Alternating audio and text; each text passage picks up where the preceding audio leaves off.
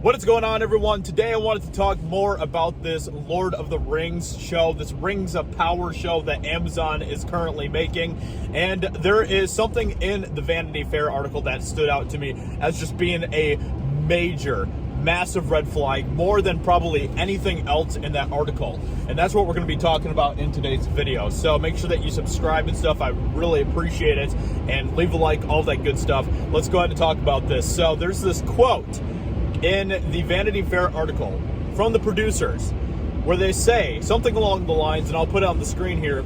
They say something along the lines of they wanted to create the show as the novel that Tolkien never wrote.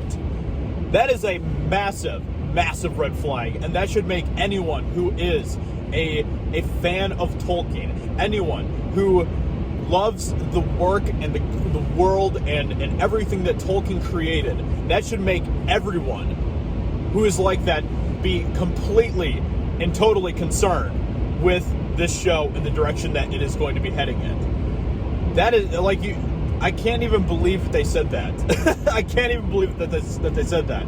Because what that means is that basically they're going to be taking stuff that is Tolkien and making it their own. They're going to be putting their own spin on it. Do you think that's actually going to work? Do you think that you are going to be able to outdo what Tolkien has already written?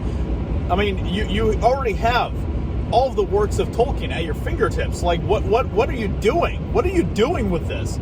And I found this to be a really interesting comparison, because when you compare that to what Peter Jackson said about the Lord of the Rings trilogy when he made that 20 years ago, you will see that there's a huge difference between the approach that these people are taking with their adaptations of Lord of the Rings.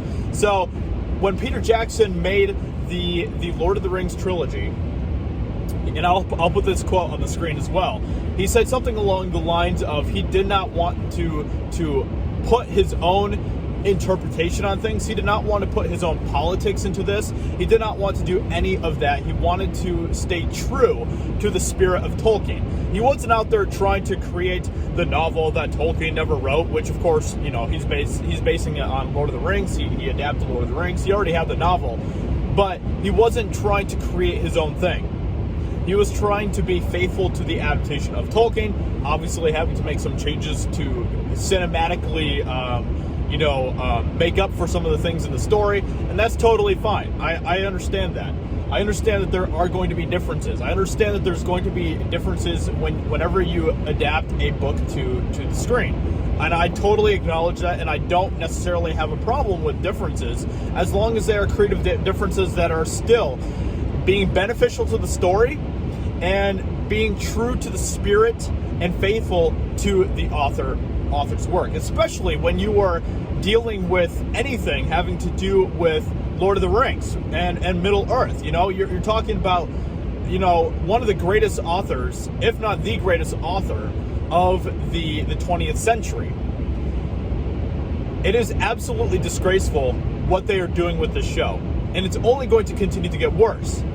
And like I pointed out in my video yesterday, the problem with all of this is that they put in these original characters into the show. You know, they have like these original characters that were never introduced in, you know, any of the stories, the Silmarillion, anything else.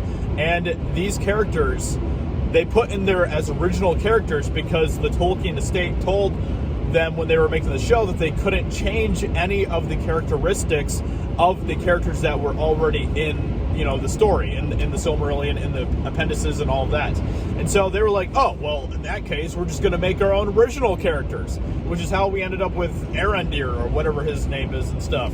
And so these original characters are the characters that they are pushing with their identity politics intersectionalism.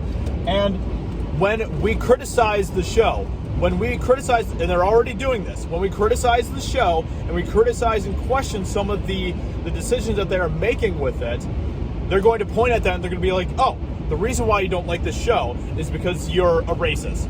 And it has nothing to do with that at all.